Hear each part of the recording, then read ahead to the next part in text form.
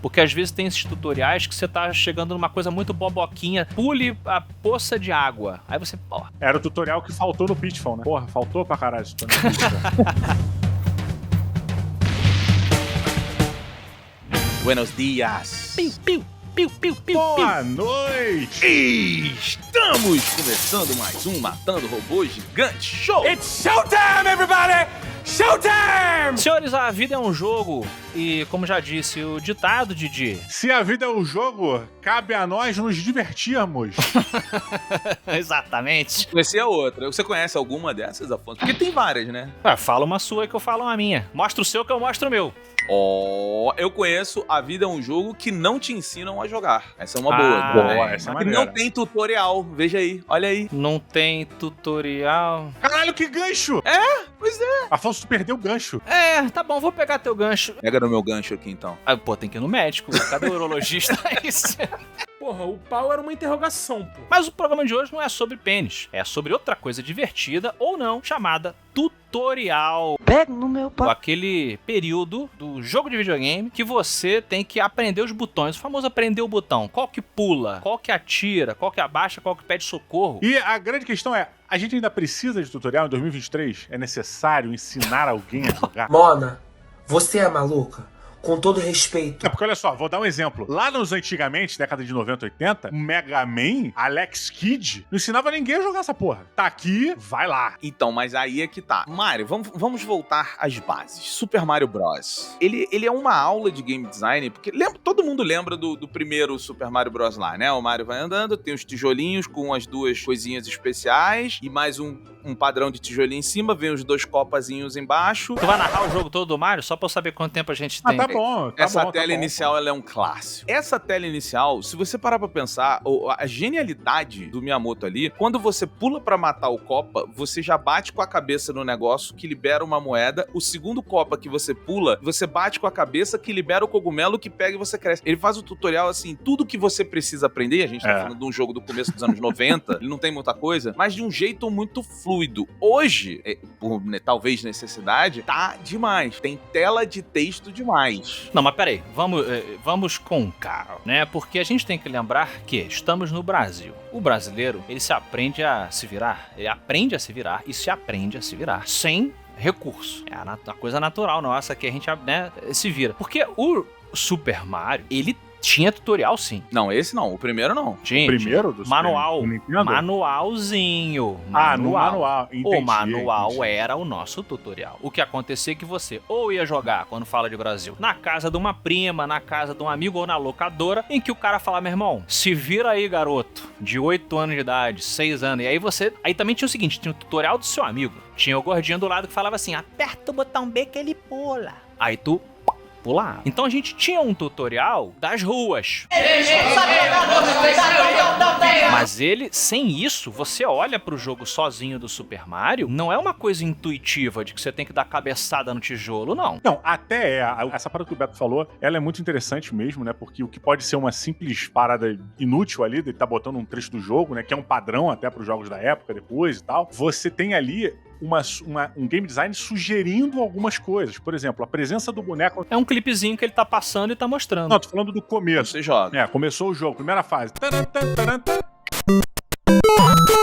Nasceu. Aí o Mario, ele posicionado do lado esquerdo da tela com o lado direito todo aberto, é uma sugestão de que você tem isso aqui pra você andar. Com certeza. Game design. Exato. O próprio fato dos bonequinhos caírem pulando, essa sugestão de pular, sugere que você pule na parada pra cima, né? Então, essa parada anteriormente de você ver o boneco batendo a cabeçada ali embaixo, a própria disposição das plataformas de um eixo que muito dificilmente você não se chocaria com alguma delas se você pulasse por ali, sabe? Você...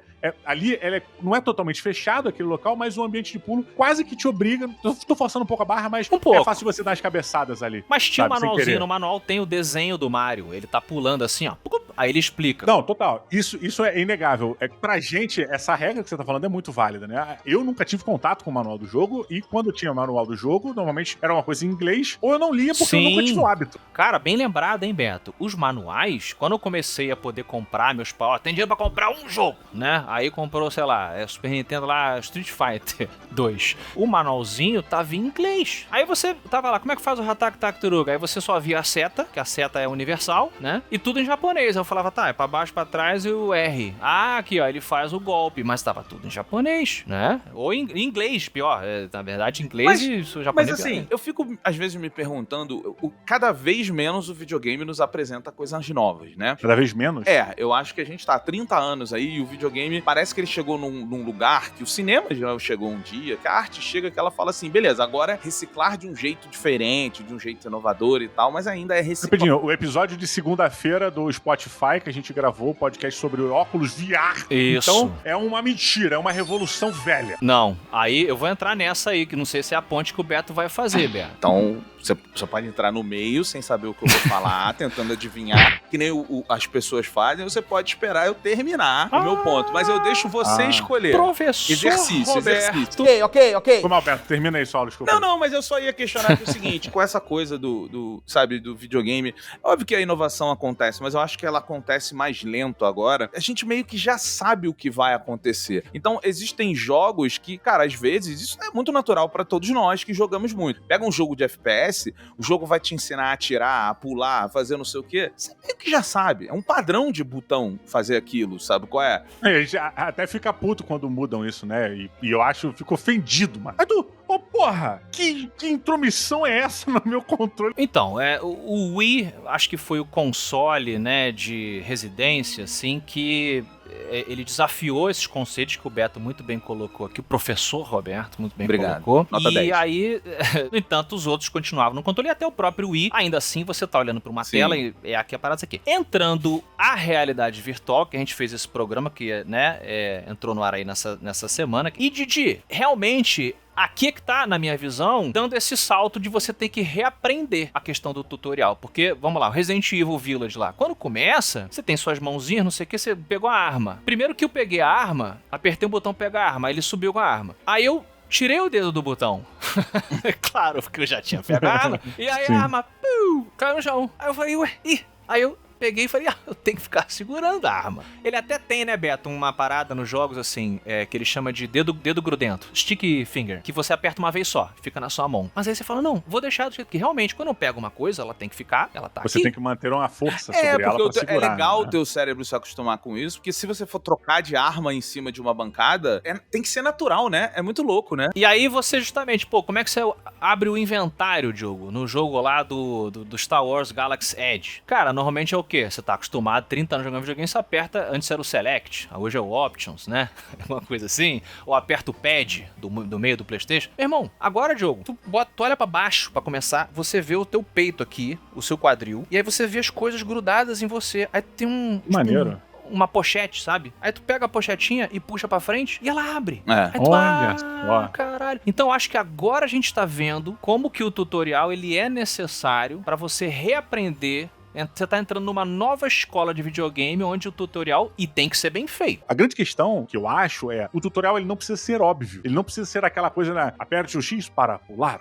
Aí tu aperta. Não, o tutorial que te apresenta ao que você deve fazer. Com missões, vou dar um exemplo meio fraco de memória aqui. Titanfall 2. Tá? A campanha single player, que é um jogo, é uma das modernas, uma das campanhas mais divertidas que eu joguei nos últimos tempos. E, cara, o tutorial dele tem a parte tradicional, aperte o X, o caralho, mas todas as paradas mais complexas você aprende a fazer por um chamado do lore do próprio jogo. Então, eles tentam mesclar e disfarçar esse tutorial. Tem outros jogos que fazem isso muito melhor. O exemplo talvez não tenha nem sido o melhor possível. Mas essa, pra mim, é a grande parada. Quando o jogo, ele quebra a estrutura dele, que você acabou de entrar nesse universo, você acabou de ver a história inicial, você acabou de receber aquele personagem, e agora vem um escrito na tela dizendo pra você apertar o X pra trocar de arma. Porra. Pô, mas o Diogo, cara, eu discordo de você. Eu acho que, assim, esse modelo que você falou de uma missão, né? Eles desenham uma missão pra ser o tutorial do crafting, por exemplo. Isso é meio padrão, né? Os jogos fazem isso, assim, vou te ensinar a montar uma arminha diferente. Ready to use any weapon you can find on the field.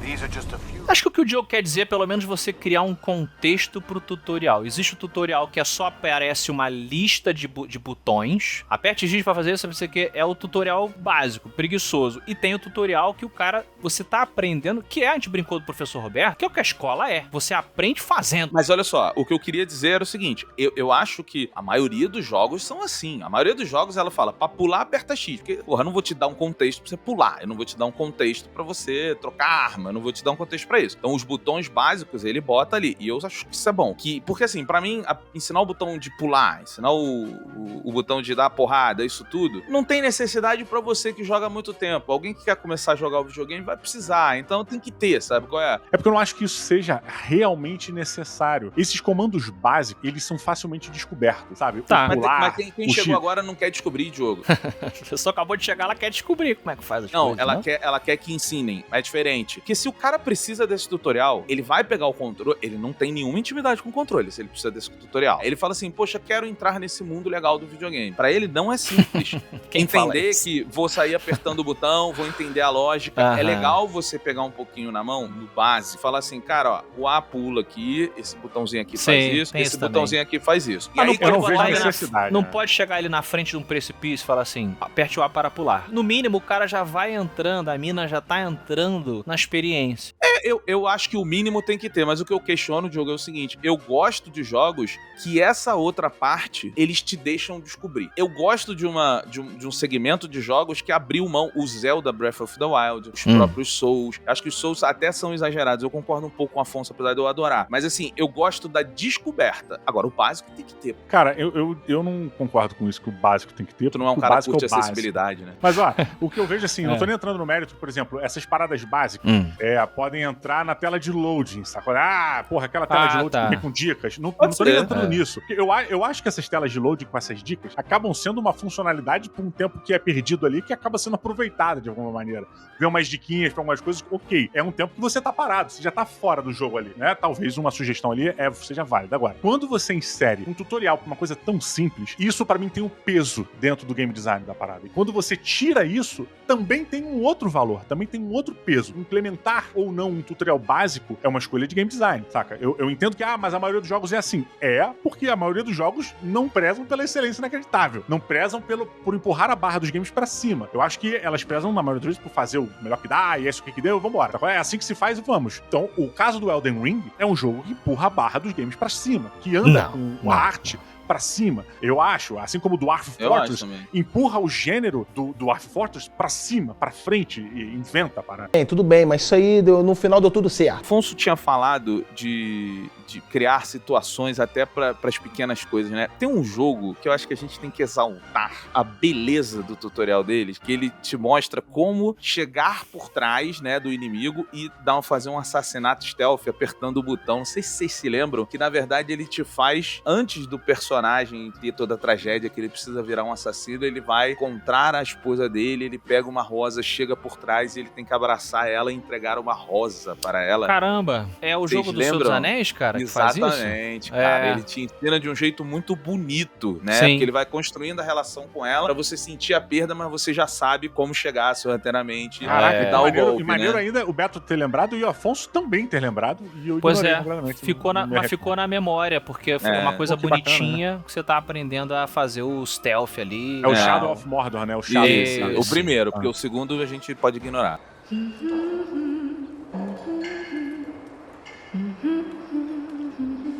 Nossa, não, tem uns tutoriais divertidos, assim, né? O Splinter Cell, na época, ele veio com uma jogabilidade. As pessoas já sabiam o que era jogo de stealth, mas o stealth dele é muito realista. E ali no começo, que o cara já tá mais velho, né? O Sam, aí o Lambert fala pra ele, vamos ver, faz um treino aí rapidinho pra gente ver como é que você tá e tal. E aí ele como é que chama ali? É um cenário fake, né? Um prédio falso ali do NSA, National Security, sei lá o que, do Splinter Cell, sei lá. Aí você tem que perambular ali pelo cenáriozinho fake, né, dele, pegando os agentes em treinamento, fazendo coisa na escuridão e tal. É um contexto que não soa bobo, porque às vezes tem esses tutoriais que você tá chegando numa coisa muito boboquinha, pule a poça de água. Aí você, porra. Era o tutorial que faltou no Pitfall, né? Porra, faltou pra caralho isso.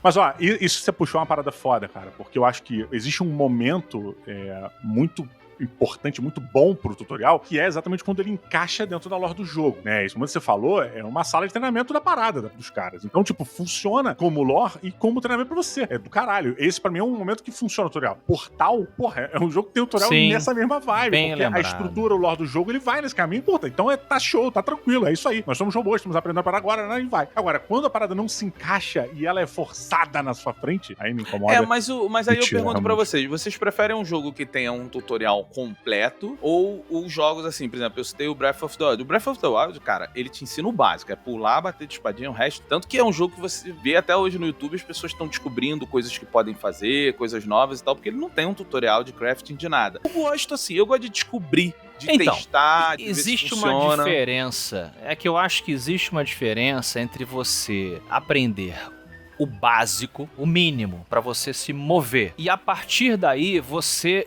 descobrir o que o básico pode resultar naquele mundo interativo. Existe essa diferença. Mas quando a gente fala do básico do boneco, são coisas que o boneco ele já deveria saber naquele universo ali, que é pular, atirar, sei lá, pegar, como é que eu abro os meus itens. Essas coisas assim, ok. Agora, onde ir, né, ainda que exista, eu acho que é importante dar um mínimo de direção ou alguma forma de você intuitivamente sacar aquilo, eu acho que é diferente. É tipo Shadow of the Colossus. Shadow of the Colossus é um bom exemplo também do tutorial dele, ele é bem mínimo, né, não ele me tem lembro, um manualzinho, ele fala lá, erga a espada pra você ver onde é que estão os colossos. Aí, guia de minimapa não é tutorial, né, porque é um pouquinho diferente, Não, né? não é minimapa. Falando assim, descubra onde é que estão os colossos. Aí você aperte o botão. Ele fala, aperte o botão. Então, mas aí é o tutorial. Aí o que o botão faz, o como chegar lá, é porque assim, a exploração, o direcionamento, eu vejo pelo menos como diferente de tutorial. Quando a gente fala de tutorial, é muito assim, vou te ensinar o livro de regras. Mas é o que eu acabei de falar, Beto. Eu entendi ele falando exatamente isso. É o que eu falei, é que o Beto não presta atenção. Ele tá pensando em outras coisas. Eu acho que descobrir como chegar nos colossos não é tutorial pra mim, sabe? Mas pra mim, eu não vejo como tutorial. Mas o Afonso falou isso, que isso não é tutorial. Me permite o protesto, então? Não permito, não. Mas é porque aí também é uma coisa que é básica. A espada, ela é a ponta. Acho que é um caso específico. O que talvez caiba nesse nosso exemplo é, quando você chega no monstro, ele não diz pra você que você tem que escalar o bicho e que você tem que enfiar a espada em locais específicos. Mas olha só, imagina a construção do Shadow of the Colossus se você tirasse o tutorial do raio da espada, seu direcionamento da sua direção, a sua bússola. Ele só você levanta. Ia descobrir isso. Você ia, esse raio aponta pra onde? E aí quando você chegasse lá, tu ia ver o Colosso. A sua surpresa de descobrir que aquilo ali é uma bússola e que ali tem um Colosso ia ser muito maior. Ia ser uma experiência muito mais intensa. Eu entendo o que você tá falando e eu acho maneiro, mas eu acho que você perde um pouco de acessibilidade. Não à toa que o Shadow of the Colossus é um dos jogos pais do Souls, assim, né? Lá vem. Tudo agora é Souls. Souls é o Enzo dos videogames. Meu Deus, eu não mereço uma porra dessa não, mano. Vou dar uma curiosidade pra vocês. Quero saber a opinião de vocês sobre isso. A gente fala muito da tela de loading, que ela podia ser melhor utilizada, né? Que ela podia ter alguma coisa do que só ficar rodando um negócio com loading.